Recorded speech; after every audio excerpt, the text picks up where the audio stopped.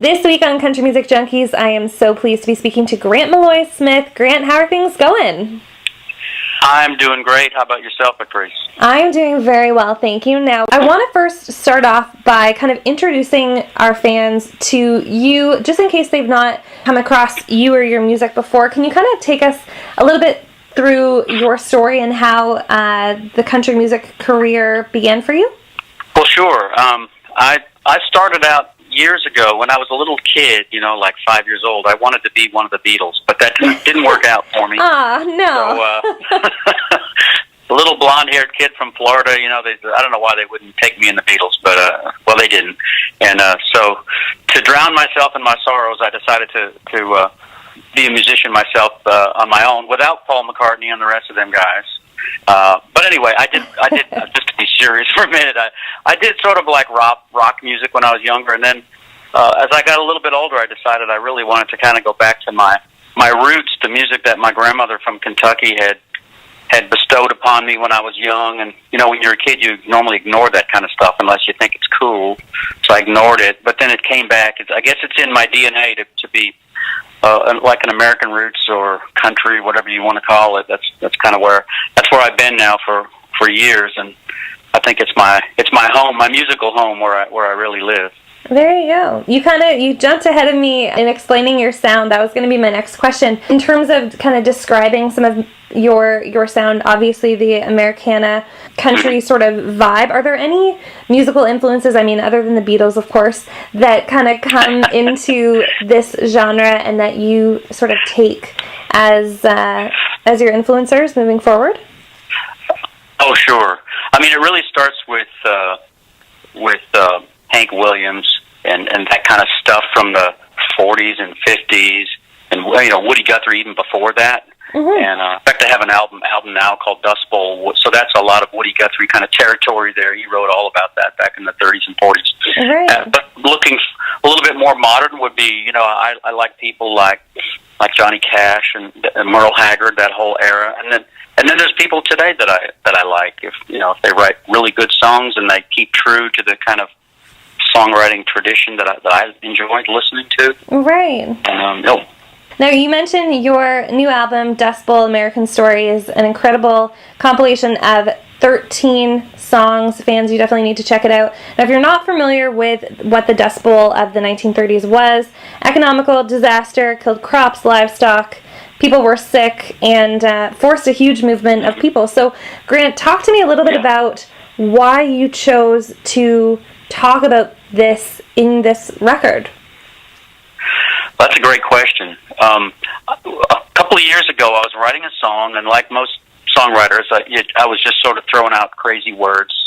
Normally you replace all those crazy words later, but just kind of stream of consciousness stuff.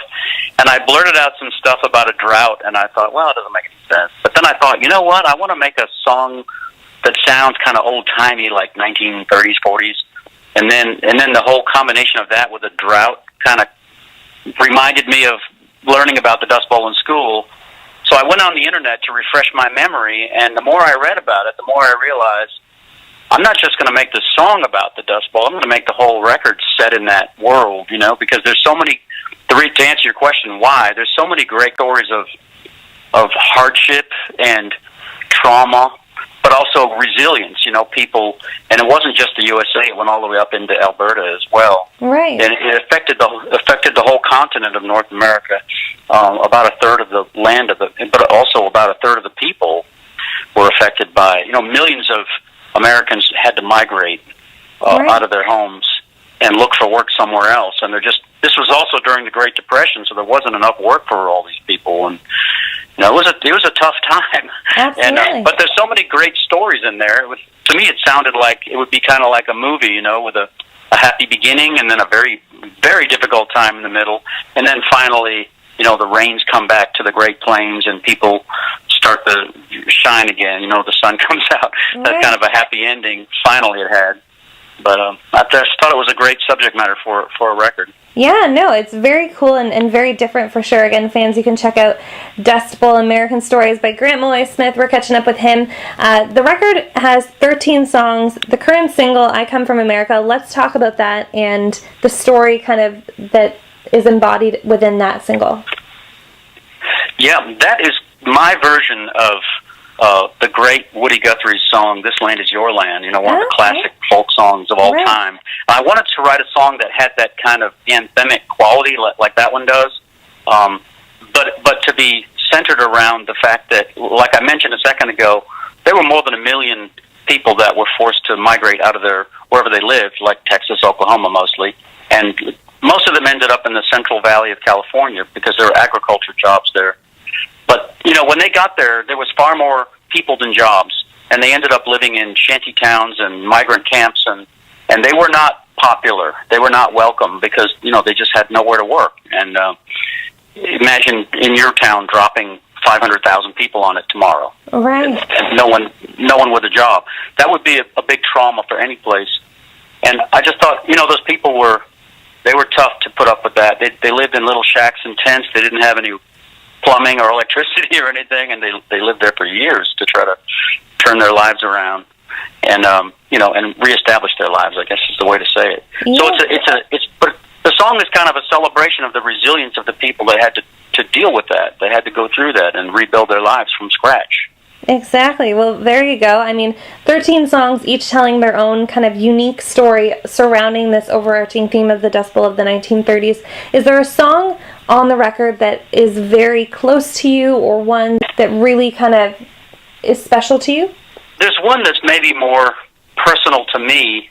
I wrote a song called Daddy, If You Have to Go. There's a lot of people that we don't even know how many people died because of the Dust Bowl. They didn't keep good records, but obviously the young and the old were the most vulnerable, and a lot perished because of the weather, because of breathing in dirt all the time, and for year after year, not just for an afternoon, but year after year. Right. But anyway, I wrote a song called Daddy, If You Have to Go, which is about letting go of one of your parents when it's their time to leave the earth, and there's a lot of my story of my father in there. Oh, wow. So for me, that's personally, but when I do that song a lot at shows, and people always come up to me afterwards and they tell me that I need to create my own brand of tissues because they were crying.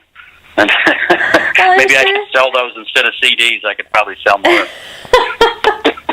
Well, I'm sure that, it's such a relatable topic, and I'm sure even if you haven't been through something like that, even just kind of imagining it, I'm sure is a very sort of moving, emotional moment. Yeah. So if fans want to check out this record, if they want to purchase it, where's the best place for them to go?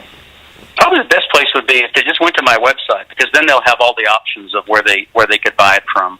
It's on all the iTunes and Amazon, but it's on other places too, and maybe you could find it at a better price. But if you go to my website, you'll see all the links to all the ways you can get it. Excellent. We'll include a link to Grant's website with the posting of this interview, so definitely be on the lookout for that. Now, Grant, I know you're touring around the States right now. When is the tour coming to completion, or are you continuing to tour for the rest of the year?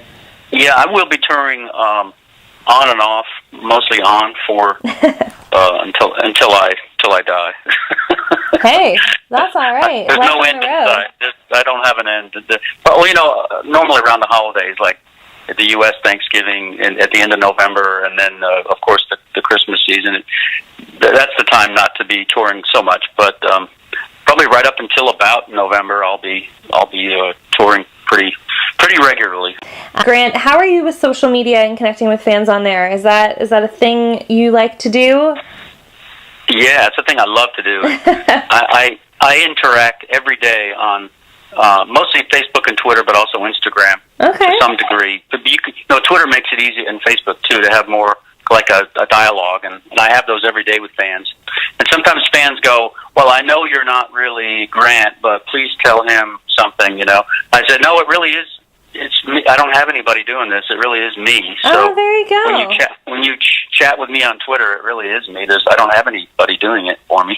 Well, there you go. That's not yet, super anyway. Cool then. So fans, be sure to check out Grant's website. Also follow him on social media, and be sure to check out Dust Bowl American Stories. Grant, thank you so much for chatting with us today. Really appreciate it, and best of luck with the continuation of the tour. Oh, thank you very much. Great talking with you today, and I really appreciate it.